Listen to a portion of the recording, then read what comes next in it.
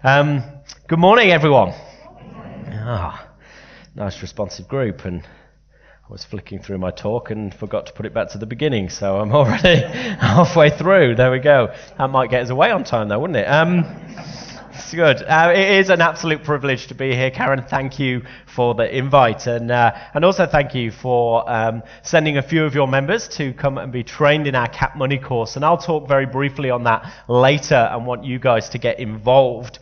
But I've been working now for CAP for 9 years. My involvement has been nearly 15 years, and I will share some of my personal story of why I am so passionate about the ministry of Christians Against Poverty. But I want to start by telling a story, if I may. You may want to close your eyes and imagine yourself in this story, or maybe it's actually a little bit too easy because this is reality for you. You are the parent of 2 children, struggling to pay your bills. Due to circumstances not always of your own making, you find it hard to make ends meet. You don't live lavishly, but you fear the next bill arriving. When it's hard to make ends meet, when you have to choose if you feed your children or pay the bills, you decide to feed your children. As the bills mount, you slowly begin to retreat from your friends and family. Shame overwhelms you. You begin to hate yourself for not being able to provide. Every phone call, every knock on the door, every visit to the post box is marked by growing anxiety as you simply cannot meet their repayment demands. One day you find the bills needing to be paid far exceed the money coming in. You realize that your marriage is collapsing because of it. It's the reality for thousands of people across Australia this morning. 1 in 8 Australians are living below what we call the poverty line, making decisions every single day whether they feed their children or they pay a bill. 1 in 8. However, what about the people just above that line? They're one step away from knowing they could fall into that difficult place. One wrong decision, one change in circumstance could leave them struggling to pay the bills on their home. As I prepared today, I was been reading a book by Timothy Keller, a US theologian, bit of a on-trend guy at the moment with a lot of his books. But he writes this great book on generous justice, and I would encourage you to go and pick that up and read it yourselves. But in that book, he makes this quote: "Serving the poor, doing justice is a sign that you have been justified by faith." It's not the basis. You're not justified because you serve the poor. But a heart poured out for the poor is the inevitable sign that you have been saved by grace. And so let's just unpack that. What do I mean by being saved by grace? We use these words of justified and they could be a bit long and unknown. Well, for me, that it simply is this. Our justification comes from receiving the gift of forgiveness. But more than that, it's recognizing that Jesus' righteousness, the medal that he should have received for dying on a cross, he turned round and pinned it on you. For no reason. No reason other than he loved you. When he died on that cross, he defeated sin. Yet the medal he received, he pinned upon you. So serving the poor, doing justice is the sign that you have been saved by grace. But it's not the basis. You can't earn it. You're not justified because you serve the poor. But a heart poured out for the poor is a sign that you have truly been saved by grace. It's a huge theme across the whole of the Bible. I could name all sorts of books where it's mentioned. Amos, Isaiah, Jeremiah, Samuel. We go into the New Testament, and Jesus constantly talks about our heart to serve the poor. In Isaiah 58, it reads this: "Is not this the kind of fasting I have chosen, Loose the chains of injustice. Untie the cords of the yoke and set the oppressed free. Break every yoke. Is it not to share your food with the hungry and provide the poor wanderer with shelter? And when you see the naked, to clothe them, and not to turn away from your own flesh and blood.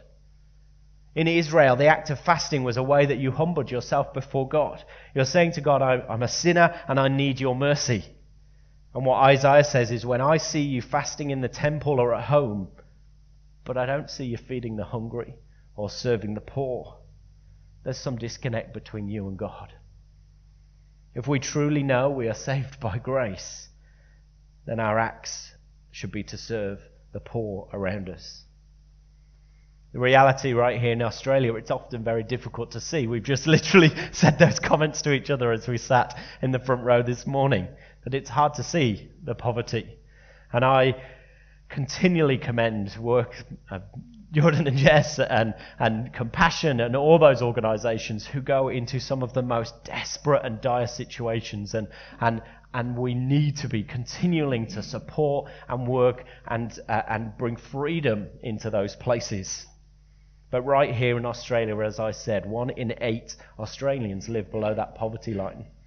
2.9 million people in Australia woke up not being able to pay a bill or feed their children. It's very difficult to see it. Maybe their shopping trips are filled with anxiety as they put things back onto the shelf. Is there going to be enough money? The shame and the guilt that grips them.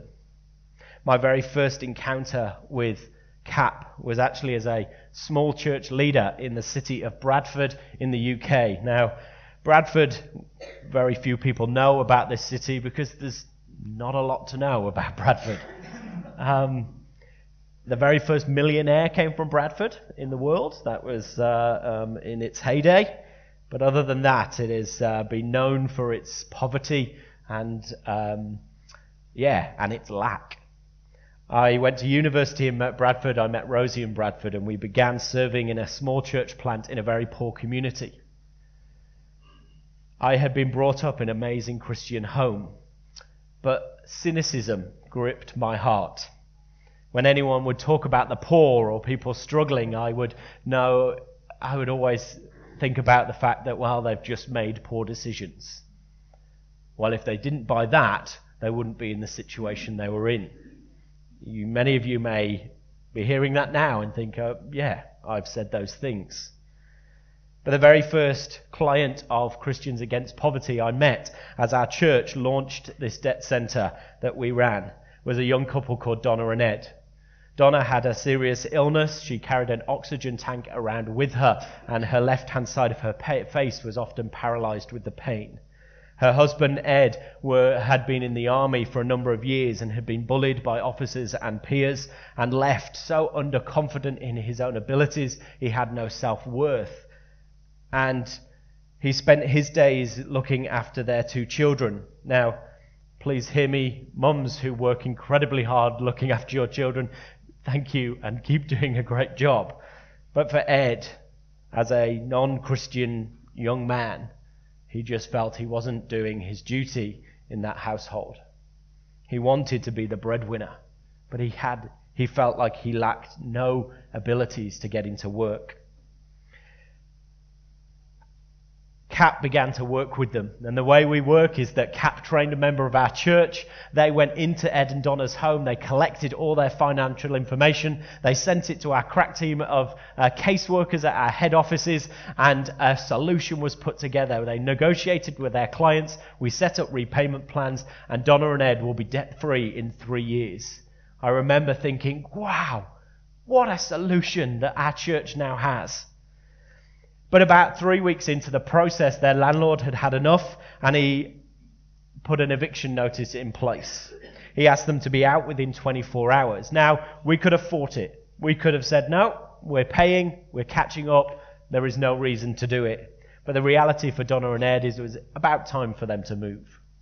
And so we made the decision as a church that we would help them move. And I remember making phone calls and asking people if they could store furniture and help us out. We hired a van And Rosie and I, myself turned up outside their house, ready to serve them with the love of Christ. But the cynicism rose. I pulled up outside their house, and there, parked outside, was this beautiful blue Subaru Impreza WR. I'm not a car man, but for those of you who need to, full body kit. It was Colin McRae replica World Rally Championship winning car. This thing was beautiful, and even I could tell there was some money in this car. And I simply turned to Rosie and said, "Typical, that's where the money's gone." I brushed off the comment. I'm a good Christian church leader. I'm going to walk into this home and connect with a non-Christian in my community. What an opportunity. I walked in. I thought he obviously likes his cars. I shook Ed's hand and I said, "Ed, great car." And Ed's response, "That's not mine.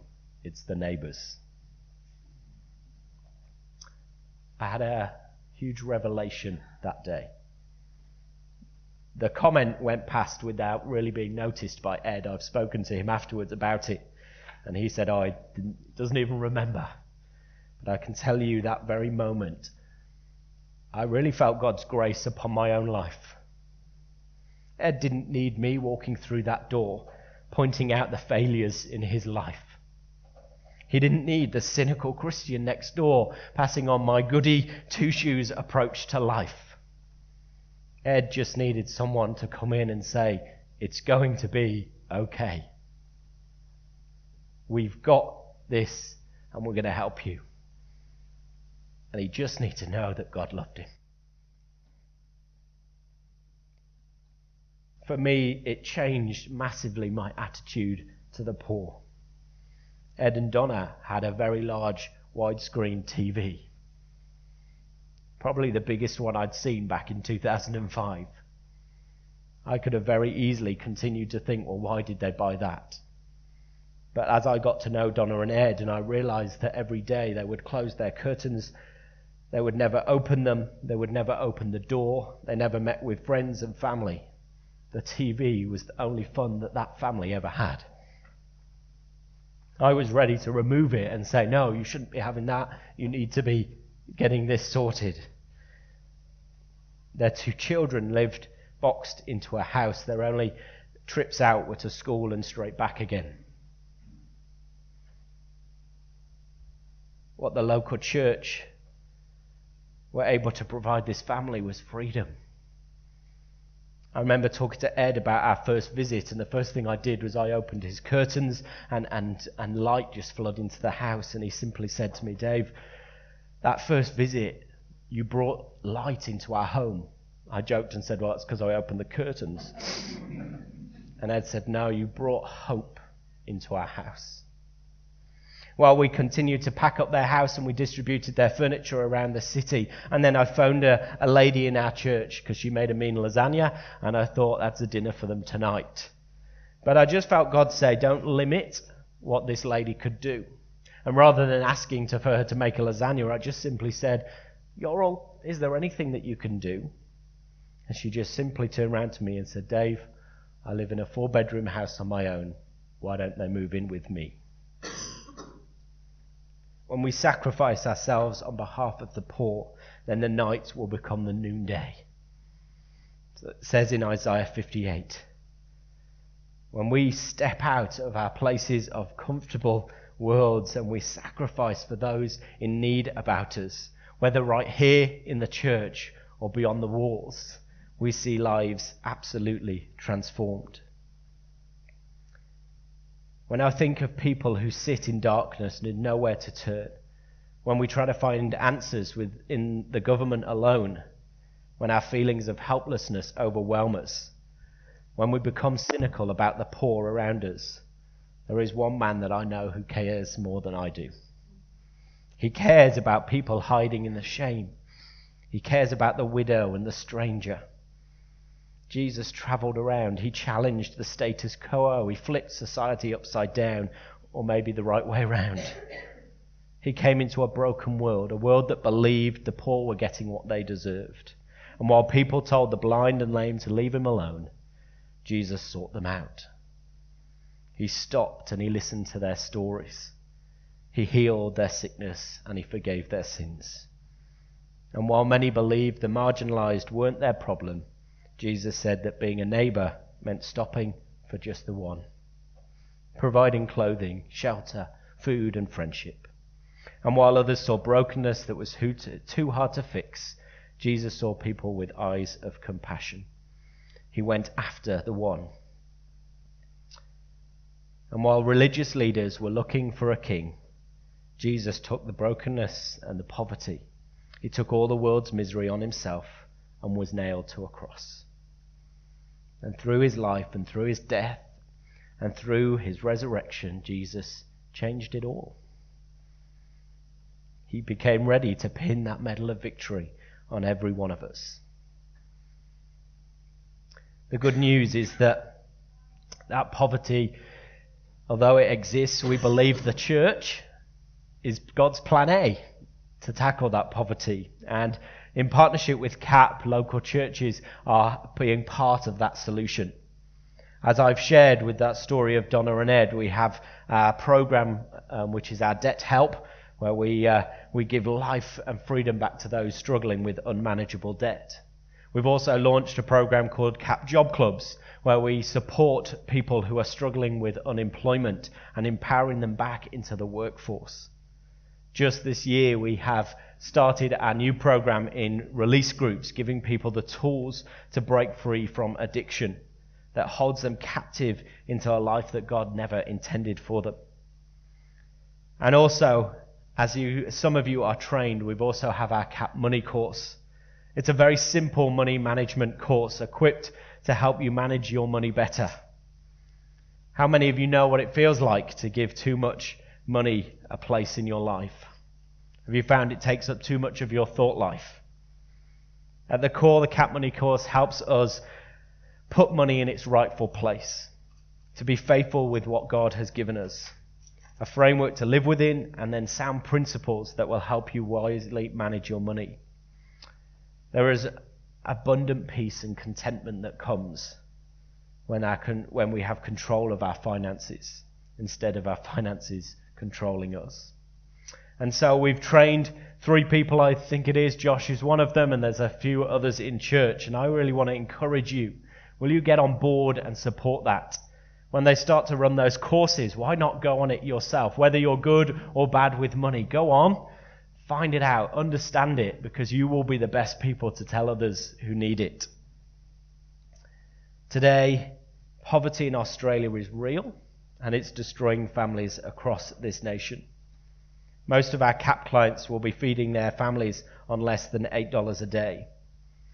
Over 80% of our debt clients said their relationship was about to break down because of debt.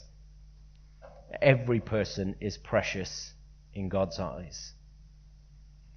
Today, we as an organisation are now managing about $10 million worth of debt on behalf of about 700 families. They can now put food on their table. They are clearing their debts, some quicker than others. CAP never pays anybody's debt for them. It is always the client who pays off their debt. We just support them and we make it possible to set up repayment plans for them. And since CAP began 17 years ago, we've just seen 2,500 people become debt-free. Since our first job club opened, we have seen over 50% of people back into work within 6 months of attending a job club. I have come that you may have life and have it to the full, it says in John 10.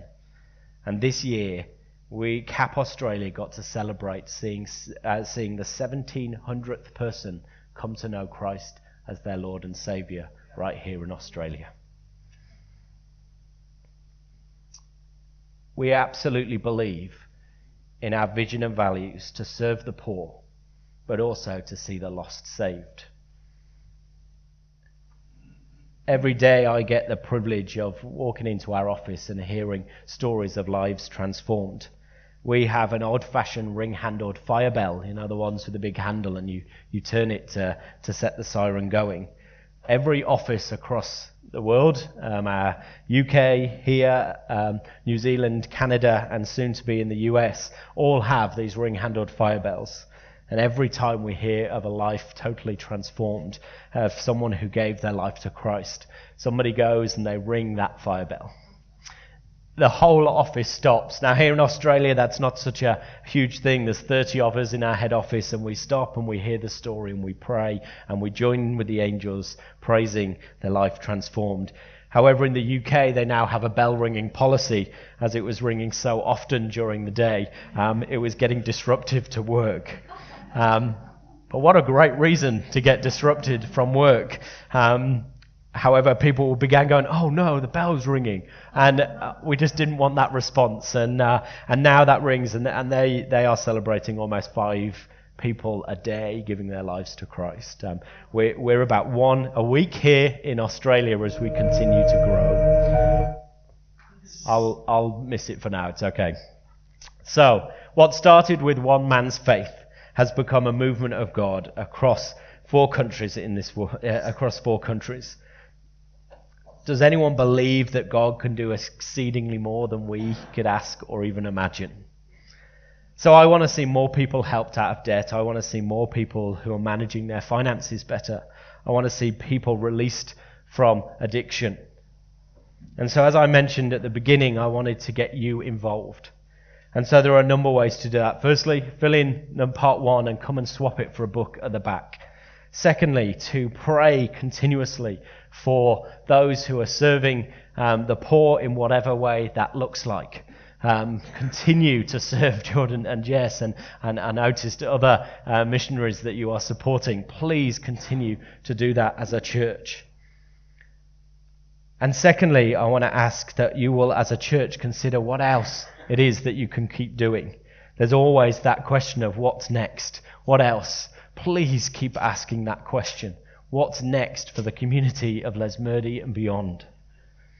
And then finally, I do want to ask and give you the opportunity to support the work financially. We receive no government funding for what we do because we're not going to stop praying with clients. We're not going to stop telling them about the love of Jesus Christ. Our vision is huge, and it's a bold one. Currently, we have just below 40 debt centres across this country. We need to see 150 to have coverage of all major towns and cities.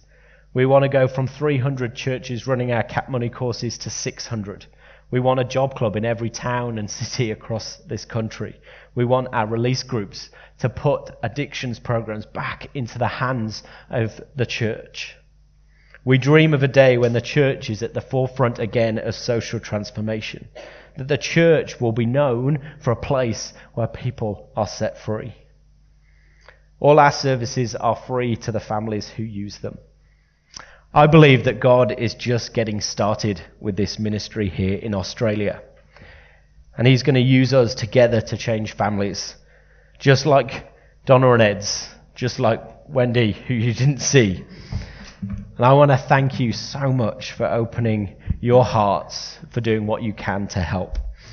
And again, for making me so welcome as I came in. It is an honour and a privilege.